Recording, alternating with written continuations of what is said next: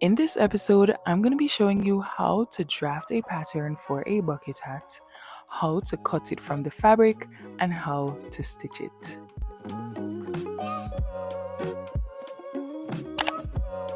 I started by measuring the brim of an existing hat.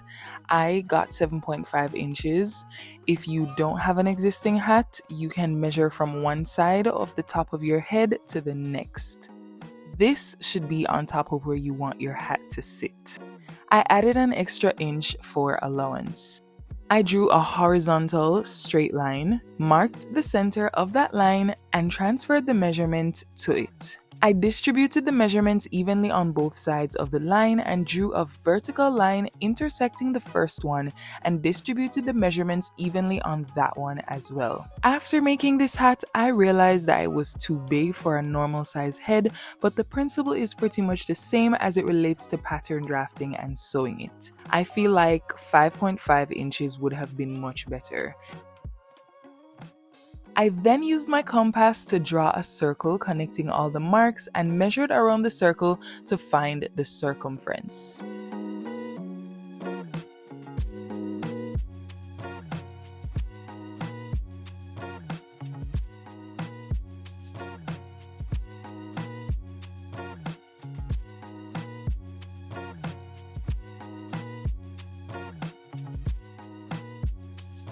Once I found that circumference, I added a 1-inch allowance, divided that by 2, and drew a rectangle. The width of this rectangle was the same as the measurements that I just took.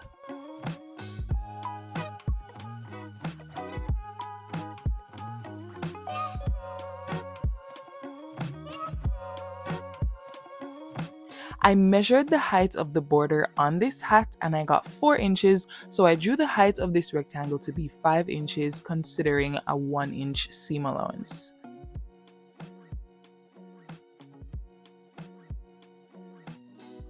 I completed my rectangle and cut it from the paper. Now I'm gonna slash and spread this. The first thing I did to achieve that was to draw several lines 2 inches apart from each other on my pattern paper. I cut to the edge of the paper, but not all the way to the end. That made it possible for me to spread the rectangles by about 1/4 of an inch and tape them down.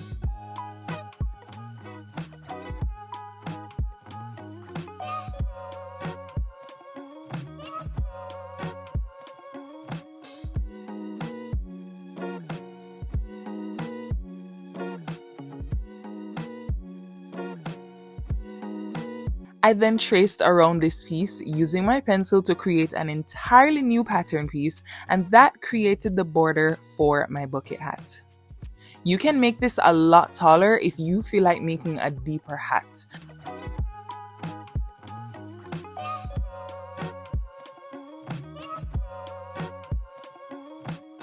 I measured the top to make sure that it matched the circumference of the hat, and I measured the base so that I could draw the next part of the hat, which would be the brim.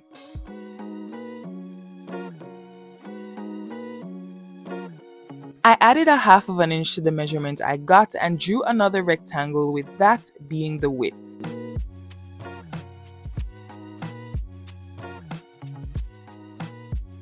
The height of this rectangle was 3.5 inches.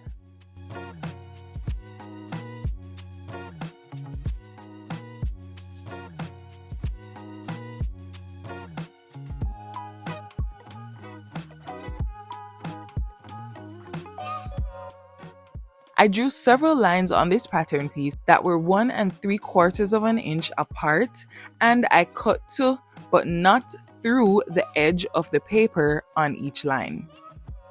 I did the same slash and spread method for this piece, but this time I spread them to create a 1-inch space in between the base of each rectangle.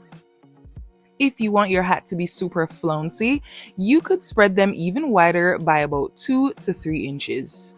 If you want it to be less flouncy, you can spread them by 1/2 of an inch instead. I measured the top of this to make sure it would fit the base of the piece I drafted previously, and it was a bit smaller. just by 1 inch. So when I traced around it, I added an extra half of an inch to both ends, which I ended up having to stitch off because it was too much in the end. So learn from me, as long as you drew the right width for your initial rectangle before slashing and spreading, you don't need to add any extra space, even if your measurement is off by about a half of an inch. But the greatest thing is that you can always make tweaks to your pattern when you make your hat. I labeled my pattern pieces and cut them from the paper. I also indicated how many pieces I need for each of the pattern pieces as well.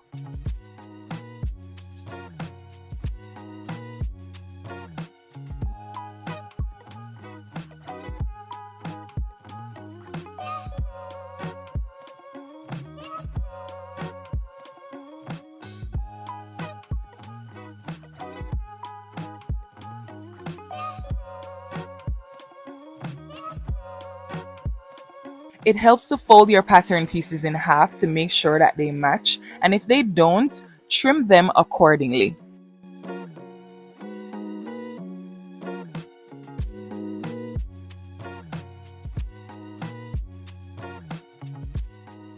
Making a bucket hat is actually a lot simpler than you think, but like anything in life, it requires repeated practice to get it as ideal as you'd like it to be.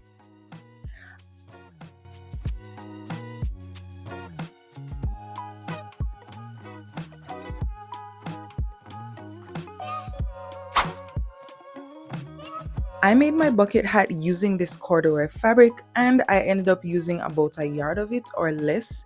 I honestly didn't measure how much fabric I used, but it's best to have more than what you need in case you make mistakes. I have my fabric folded, so when I cut this pattern piece, I ended up with 2 layers of fabric. I cut 2 pairs of this, 1 pair for the interior of the hat and 1 pair for the exterior of the hat.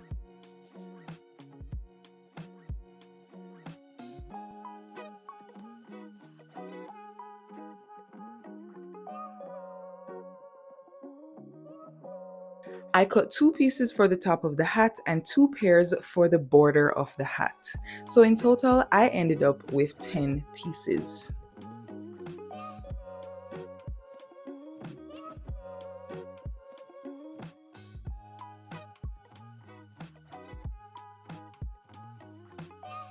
You can get really creative with this. You can use a different color of fabric for each piece, and you can make the inside a different color or fabric pattern from the inside. But to make this, I suggest using thicker fabrics such as denim, canvas, leatherette, flock, chenille, corduroy, or any very thick cotton fabric. If you're going to be using something on the thinner side, then I would suggest adding a thick interfacing to it.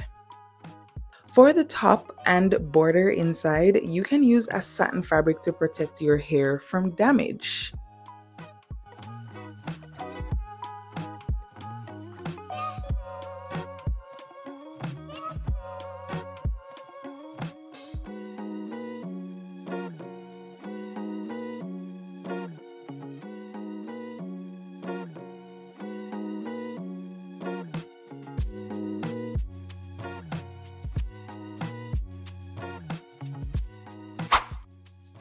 The first step in sewing this hat is to put the pieces for the base and border right sides together and sew along the sides with a 1/2 inch allowance. I started with the border of the hat. I opened the seam and top stitched the allowance to both sides.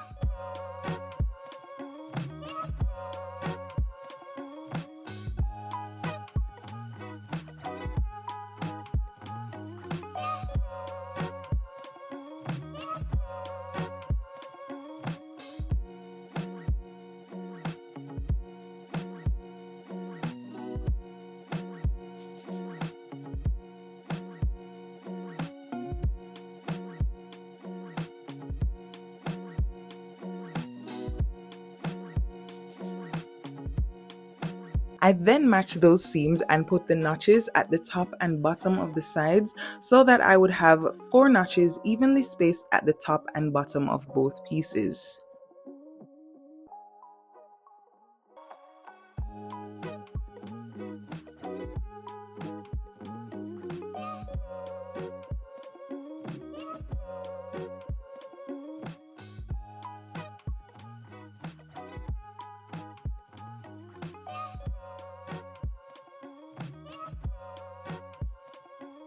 I did the same exact thing with the brim of the hat.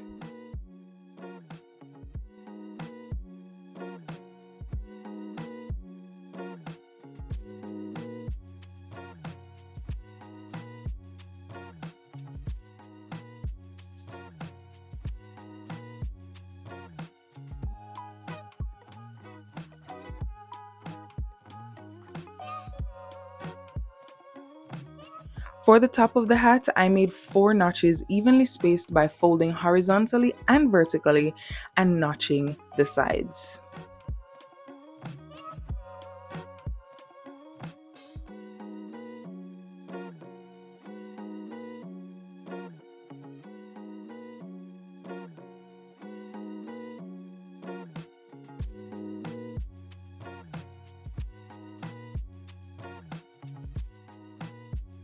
I took the border of the hat and matched the 4 notches on it to the 4 notches on the top of the hat, and I stitched around it with a 1/2 inch allowance. If your border is too big for the circumference of the hat, you can stitch off the excess and try again. The seam ripper is going to be your best friend here.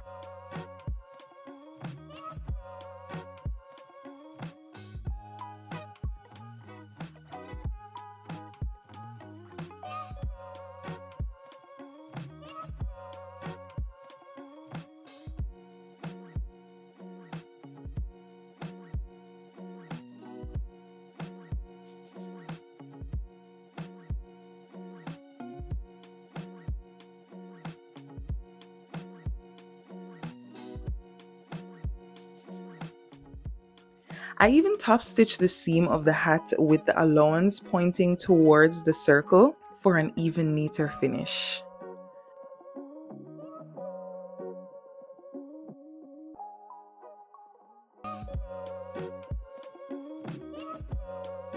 I then took the brim of the hat and matched the notches on it to the notches on the base of the border.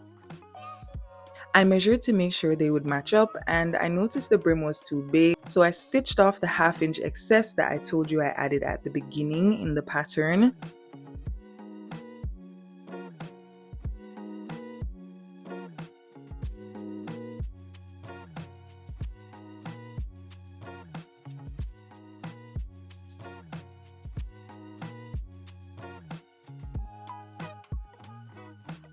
I matched them again, and this time it was a lot better.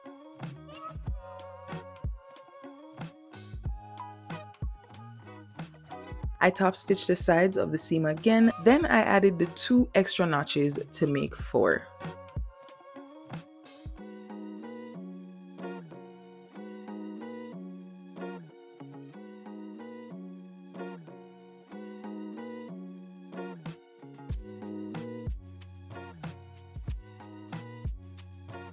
I matched them with the notches on the border of the hat and stitched them together.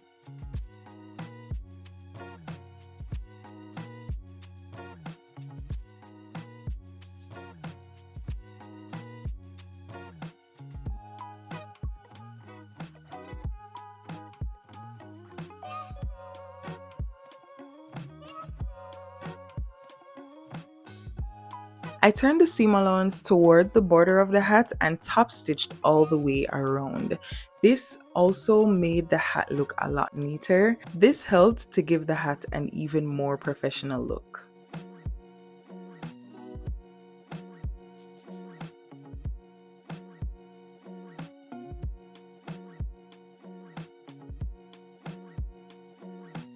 I did the same thing with the inside pieces of the hat, but I left a 2-inch space so that I'd be able to turn the hat inside out later on. You're going to notice that I have 4 seams on this brim, but the reason why is because instead of stitching off the excess at the sides, I just stitched off the excess where the other 2 notches would have ended up. So don't get it confused. Don't worry, I didn't do anything out of the ordinary. I put the interior and exterior of the hat right sides together and stitched around the brim with a 1/2 inch allowance.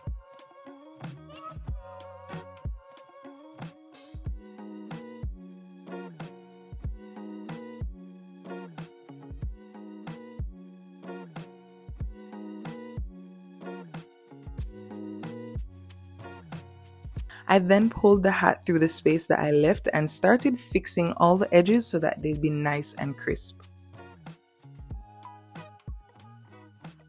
Once you make a hat with this pattern, you're going to notice that you might need to make a few tweaks, especially since you're drafting this pattern from scratch. Maybe some of the pieces will need to be shorter or longer, or maybe you notice that you want to make something bigger or a different shape.